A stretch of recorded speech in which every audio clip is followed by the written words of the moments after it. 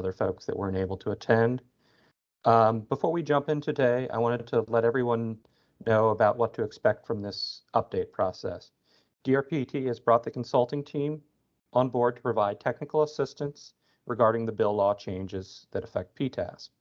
They're going to be providing a series of 2 webinars, this being the first in the series of 2, and they're going to be developing some checklists, resources to help all the transit agencies that are subject to PTAS comply with the new changes to the regulations.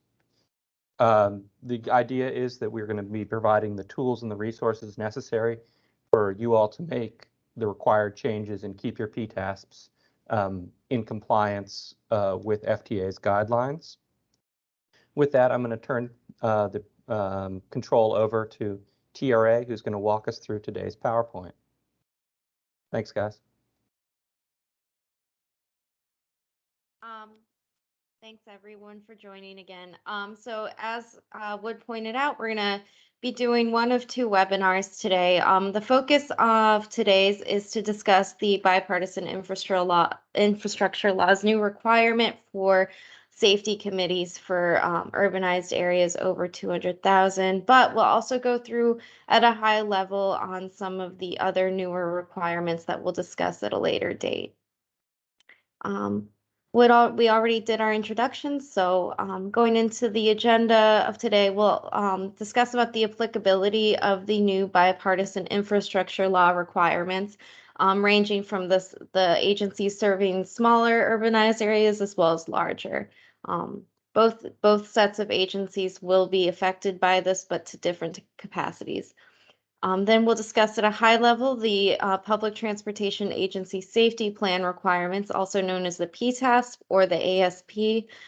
There are some changes that come along with that. And then getting into the meat of the agenda today, we'll be discussing the new Safety Committee requirements, since we do have a deadline coming up relatively quickly. And then the new responsibilities. And then after that, we'll go into the next steps, which will include a discussion on the technical support for the other areas such as risk reduction, the ASP edits, and training requirements. And then we're going to ask everyone to hold off on questions until the end. If you have anything you do want to point out during the meeting, please include it in the chat above. If not, we'll discuss everything at the end. And I'll turn it over to Sherry to talk about the rest of the PowerPoint. Good morning, everyone. So most of the bill requirements are based on the population size of the area that transit agencies serve. So for areas that serve a population of 200,000 or less, a lot of the PTAS changes are going to be focused on increased frontline involvement in the review and update of the PTAS. However, for transit agencies that serve a population of 200,000 or more, all of the above will be included and will also be focused on risk reduction, funding use, de-escalation training, maintenance training, and safety committee requirement, which is going to be the focus of the presentation today. Next slide, please. Okay, so on this slide here, we have a list of DRPT's Tier 2 agencies. On the left, we have agencies with less than 200,000, the 10 agencies, the list of agencies that serve a population of less than 200,000 people. And those are the 10 agencies on the left. And on the right, we have agencies that serve an urbanized area of over 200,000. So the requirements are going to vary based on the service area. Next slide, please. Okay, so all agencies will be required to update their PTASP to address exposure to infectious diseases. And we want to ensure that your ASP covers the requirements as outlined with the CDC and also any state or local health agency requirements. So for you guys, that would be the Virginia Department of Public Health. And as I mentioned before, there will be increased frontline personnel involvement. So the agencies must develop, or in you guys' case, update your ASP in cooperation with frontline employee representatives. And again, that's applicable to all agencies. And then we're going to get into, again, more details regarding the requirements of the safety committee. And that applies to agencies that serve a population or an urbanized area of 200,000 or more. And that safety committee must be established by July 31st, 2022. Next slide, please. Okay, so for agencies, again, serving a larger population, where you're going to be required to have a risk reduction program to reduce the number and rates of accidents, injuries, and assaults on transit workers. So that assaults piece is the newly added requirement here.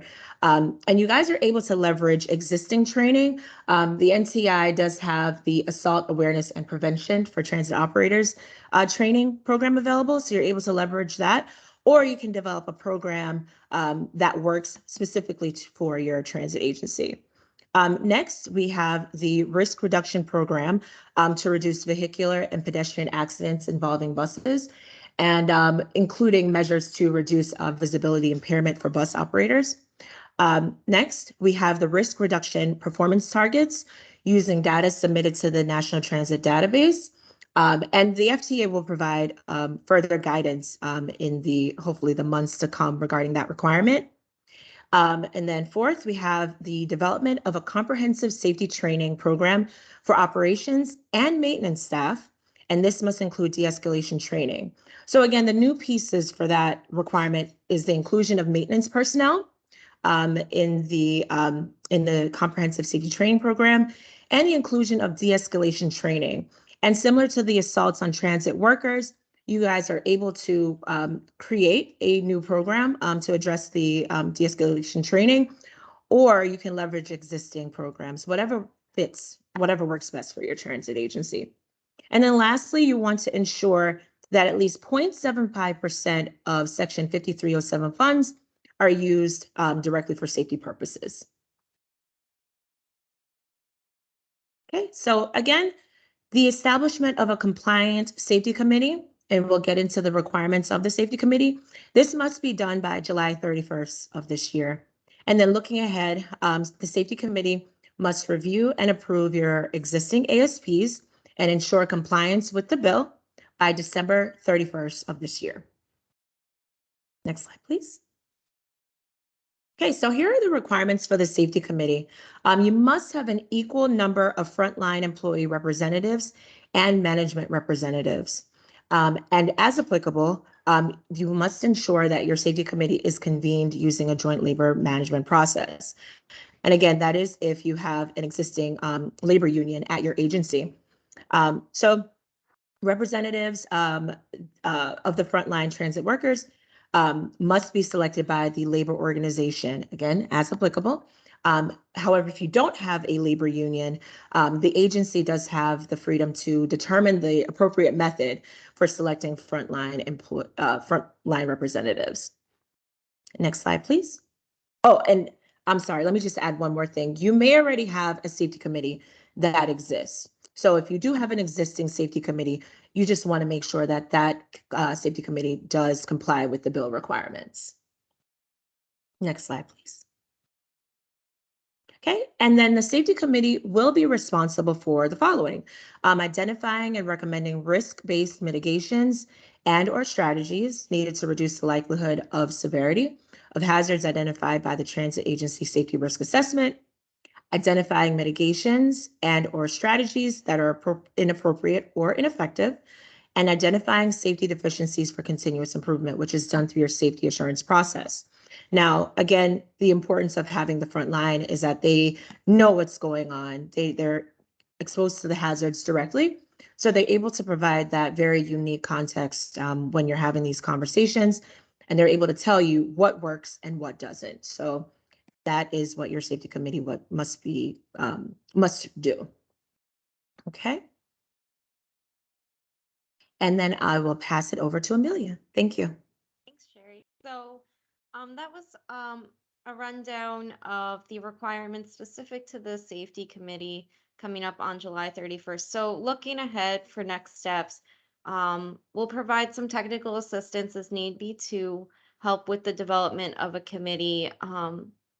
So start thinking about what that might need to look like. And then As we noted, that deadline is coming up in a little less than 2 weeks. So it's kind of a pretty critical task to take on.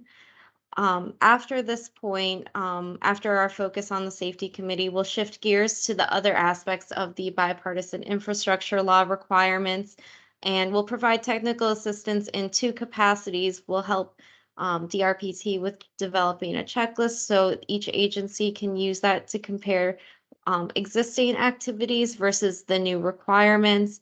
And then we'll be holding a second webinar to get into a little bit deeper information on the new agency safety plan requirements, the training requirements, and the risk reduction requirements.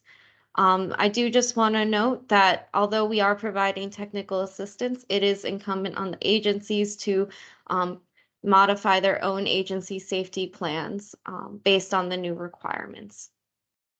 So with all that said, we'll move on to questions. I know we ran through a lot of information today. So now's your time to ask any questions you have of us and what our next steps might be.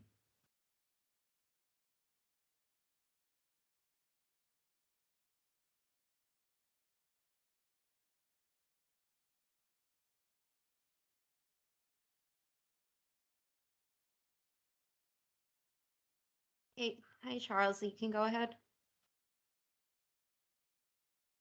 Yes, I saw the requirements for the over 200,000 folks. The companies that service under 200,000, are they required to do the same as over 200,000? Which aspect of the over under on 200,000 are you asking about? Sorry. Right. We just looked at a slide that showed the requirements for agencies that serve over 200,000 folks, but we didn't see the requirements for under 200,000. Are they the same or are they different? They are slightly different. There are more requirements for those serving over 200,000. On slide 6 here, there are 2 specific requirements for all agencies. So we have the CDC and other local requirements regarding infectious diseases that needs to be included in the agency safety plan. So those need to align with each other. And then kind of a spin on the safety committee requirement, although not the same, is include.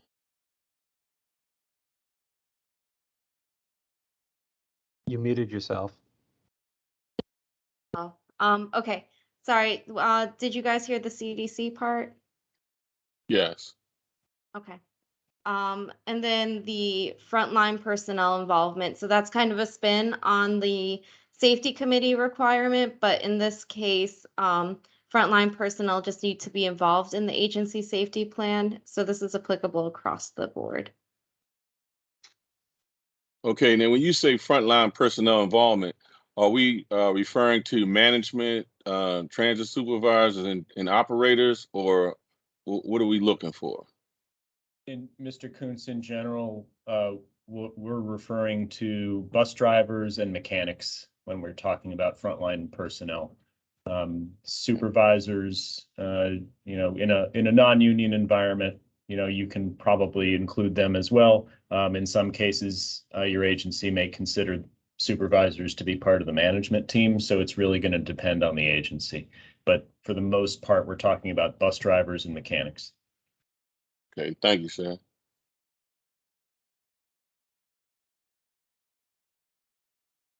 And if I can actually clarify one thing about the size of the urbanized area, and I know, you know, for Petersburg area transit in particular, if we go back to the slide, I think towards the beginning right here, where we list which agencies are serving that greater than 200,000 UZA, this is based on the FTA's guidelines that they have put out in their own materials, where they say that if even one part of one route serves any part of that large urbanized area, then you do have to, in fact, comply with these more stringent requirements for the larger urbanized area. So that's why we've listed in parentheses the name of the larger urbanized area. And so because in the case of Petersburg, it serves a small sliver of the Richmond urbanized area. It's gonna, these greater requirements are going to apply.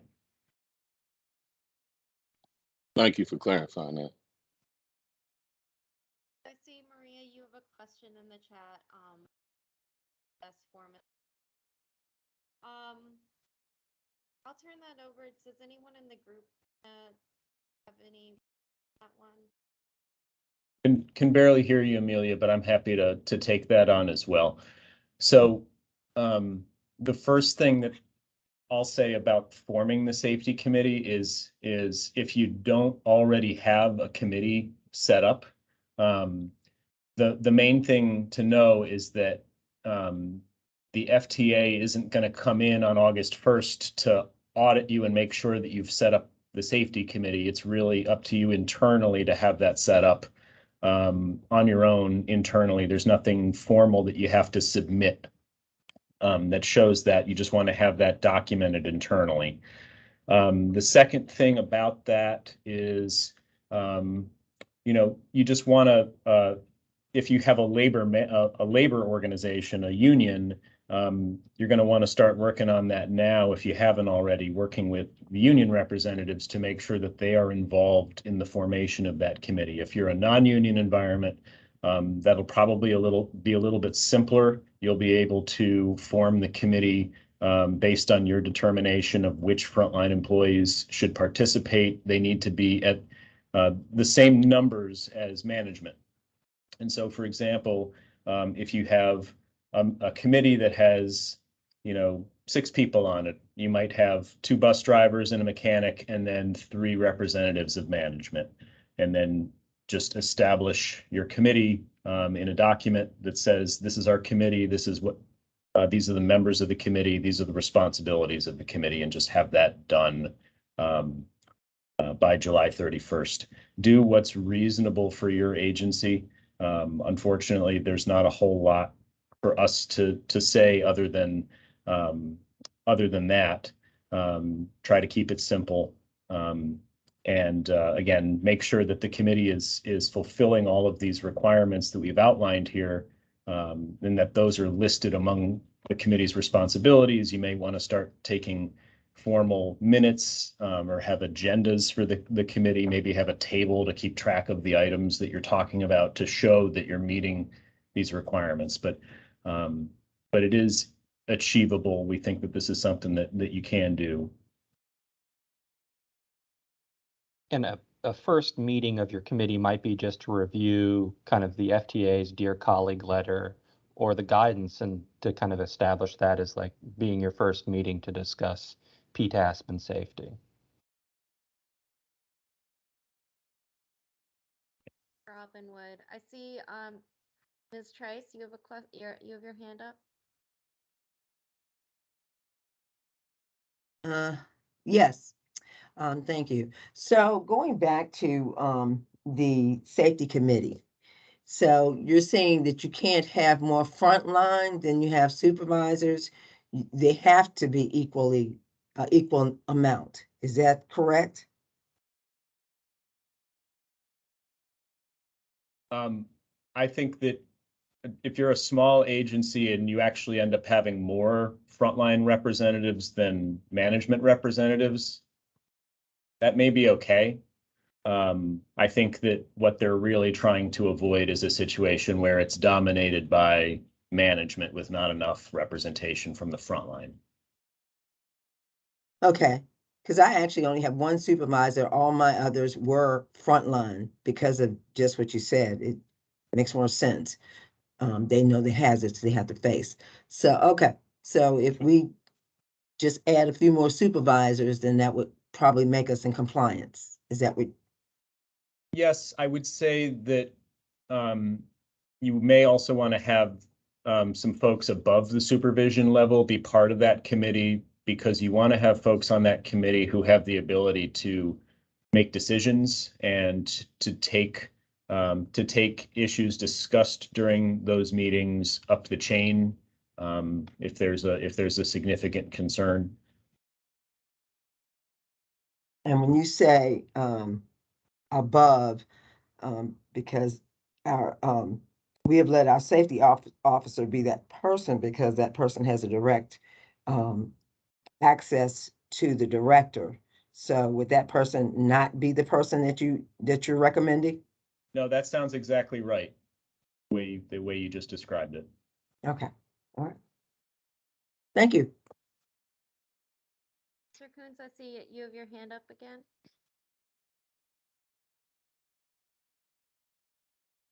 Yeah, is that for me? Yeah, I think I see your hand. Okay, Yep. Mhm. so right, so I have a couple of questions. I see what the agency is looking for as far as the safety committee.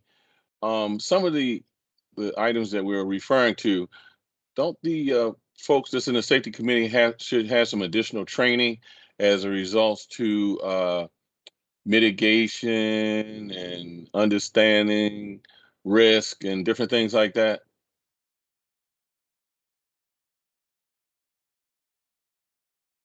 Yeah, so Rob, I see you went off mute. If you want to take that, or I can take that. So the short answer is not necessarily unless you determine it. Every transit agency is required to decide who amongst their own staff has to have specific safety training.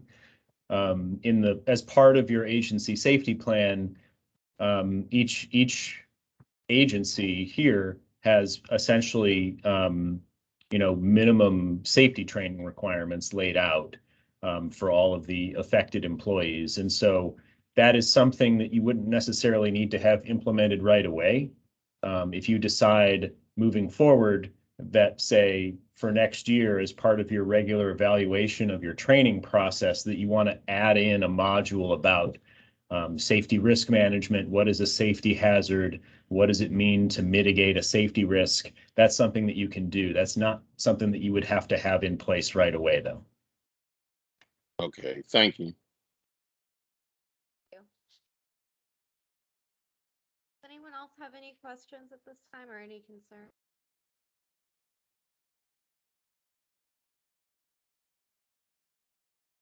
I see another hand up from you. No. That was a mistake. I was trying to clear it. Okay. All right. All right. Wood, do you have any remarks you want to make before we close this out? I was just going to say thanks to everybody for joining the call today. We will be in touch with additional information. We'll be in touch about scheduling the next webinar. If you have immediate questions that maybe you didn't want to bring up on the call today, feel free to either email me or your DRPT program manager, and we can address any comments and concerns that way as well. We can give everybody back 30 minutes of their morning at this rate. Thanks, everyone. Have a good day. You. You too. Thanks all. Thank you. Thanks. Okay, bye-bye.